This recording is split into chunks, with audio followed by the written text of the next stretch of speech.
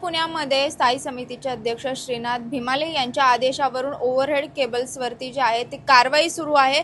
याचा 2 टप्पा जे आहे ते पूर्ण झालेले आहेत, मात्र याच्यावरून अनेक आर्थिक नुकसान होत असल्याचं जे व्यावसायिक आहे त्यांचं म्हणणं आहे आणि त्यांनीच नुकतीच महापौर आणि स्थायी समितीचे अध्यक्ष श्रीनाथ भिमाले यांची बैठक देखील त्यांच्यासोबत घेतलेली आहे। आता माझ्यासोबत cable TV and broadcast operators असोसिएशनचे अध्यक्ष आहेत। काय तुमचा नेमका आक्षेप आहे या संपूर्ण कारवाईवरती? आमचं म्हणणं आहे की कारवाई करताय त्याबद्दल आमचं दुमत नाही आहे, पण ती कारवाई करण्याच्या अगोदर पूर्वकल्पना जर दिली तर नक्कीच आमच्या ऑपरेटर त्याला प्रतिसाद देतील चांगल्या प्रकारे। दुसरी गोष्ट, अनियमितता कामामध्ये असू शकेल, पण ज्या पद्धतीने कारवाई होती ती चुकीची आहे, ज्याच्यामुळे आर्थिक नुकसान जास्तीत जास्त होत चाललेलं आहे ऑपरेटर लोकांचं। महापालिकेचं म्हणणं आहे की एवढे वर्ष तुम्ही व्यवसाय करताय पण त्यांना काही आर्थिक लाभ किंवा जे निधी आहे तो मिळत नाही। आता बरेच 15,000 कोटींचा अर्थसंकल्प मांडलेला आहे, निधी गरजेचा आहे प्रत्येक गोष्टीसाठी, त्याच्यामुळे या व्यवसायातून याच्यातून निधी मिळत नाही म्हणून ही कारवाई आहे। देशाच्या प्रगतीसाठी महसूल महत्त्वाचा आहे, ते आम्हाला देखील मान्य आहे, परंतु जेव्हा निधी महानगरपालिकेला द्यायचा आहे तर त्यासाठी आमच्या ऑपरेटरच्या दृष्टीने काय उपाययोजना महानगरपालिकेने केलेल्या आहेत हा देखील प्रश्न विचार करण्यासारखा आहे। तर आमचं म्हणणं आहे की त्याप्रमाणे तुम्ही ओव्हरहेड केबलच्या काही पॉलिसी बनवा, त्या पॉलिसी बनवल्यानंतर त्या पॉलिसीच्या अंतर्गत आम्ही काम करू आणि त्यानुसार जे काही तुम्ही आम्हाला त्याचा चार्ज किंवा जे काही खर्च ठरवून द्याल तो आम्ही तिथं शासनाला भरायला तयार आहे ना।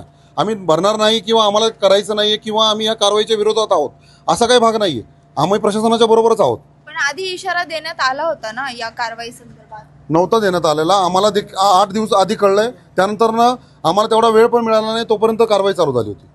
तुम्ही बैठक घेतली आहे महापौरांसोबत, अध्यक्षांसोबत, काय सांगण्यात आले त्यांच्याकडून? अध्यक्षांनी भिमाले साहेबांनी आम्हाला सकारात्मक प्रतिसाद दिला। त्यांनी सांगितलं की त्यांना आम्ही जेव्हा ही रिक्वेस्ट केली की ही ओव्हरहेड जी पॉलिसी आहे ती बनवण्यात यावी पुणे शहरासाठी, आणि त्या पॉलिसीच्या बनवत असताना त्यामध्ये आमच्या ऑपरेटरच्या वतीने कोण ना कोणती प्रतिनिधित्व असावं की जेणेकरून आम्हाला देखील काही इनपुट्स महानगरपालिकेला देता येतील।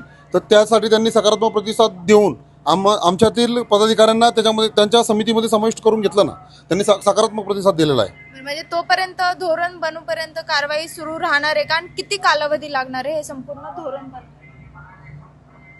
स्थायी समिती अध्यक्षांच्या म्हणण्यानुसार कारवाई तर चालूच राहणार आहे, पण त्यामध्ये त्याचा इफेक्ट लोकल ऑपरेटरला होणार नाही असं त्यांनी आश्वासन देखील दिलेलं आहे आणि त्याप्रमाणे जे अधिकारी वर्ग आहे तो देखील आमच्या लोकांना सपोर्ट करत आहे।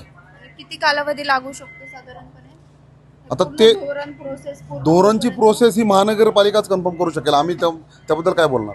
त्यांनी काही सांगितलं असेल ना कधीपर्यंत आम्ही या सगळ्या प्रक्रियेला सुरुवात करू वगैरे, कारण की तुमचं नुकसान होतंय म्हणजे तुम्ही म्हणताय तसं नाही। त्यांनी प्रक्रिया ज्या पद्धतीने त्यांनी आमचं कालच्या एका दिवसामध्येच आमच्या प्रस्तावाला मान्यता मीन्स आमच्या मागणीला स्वीकारून त्यांनी आमच्यातील प्रतिनिधी त्या समितीमध्ये समाविष्ट करून घेतले, त्यावरून तर असं दिसते की प्रशासन देखील ही लवकरात लवकर प्रोसेस संपवण्याच्या विचारात आहे, म्हणजे लवकरात लवकर हे प्रोसेस पूर्ण करण्याच्या विचारात आहे। आतापर्यंत किती व्यावसायिकांना याचा फटका बसलाय आणि काही आकडा तुम्ही सांगू शकता का, किती लाख कोटी असं काही? नाही, मी तसा आकडा नाही सांगू शकत, पण अंदाजे पुणे शहरातले 70 ते 80% व्यावसायिकांना याचा नक्कीच फटका बसलाय।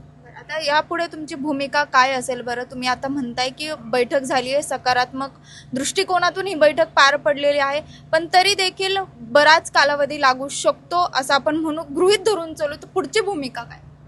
प्रशासनाने लवकरात लवकर ठोस निर्णय घ्यावा, लवकरात लवकर ओव्हरहेड वायर संदर्भात पॉलिसी बनवावी, तोपर्यंत कारवाई स्थगित करावी, जेणेकरून आमच्या ऑपरेटरांचं आर्थिक नुकसान होणार नाही आणि आम्हाला देखील प्रशासनाला पूर्णपणे सहकार्य करायचं, त्यामुळे आम्ही अजून दुसरा कुठलाही विचार केलेला नाही। नक्कीच आपल्यासोबत आता सध्या ओव्हरहेड केबल्सवरती जी कारवाई चालू आहे त्यातील काही जणांचं जे नुकसान झालेलं आहे ते व्यावसायिक आपल्यासोबत होते आणि धोरण बनूपर्यंत हा जो निर्णय आहे कारवाईचा तो स्थगित करण्यात यावा अशी मागणी सध्या ते करताना आपल्याला पाहायला मिळते। त्याच्यामुळे महापौर आणि स्थायी समितीचे अध्यक्ष श्रीनाथ भिमाले यांच्या आदेशावरून ही सध्या कारवाई सुरू आहे, ते नेमकं काय निर्णय घेतात हे पाहणं महत्त्वाचं असेल। शिवानी लकडे, टाइम्स ऑफ महाराष्ट्र, पुणे।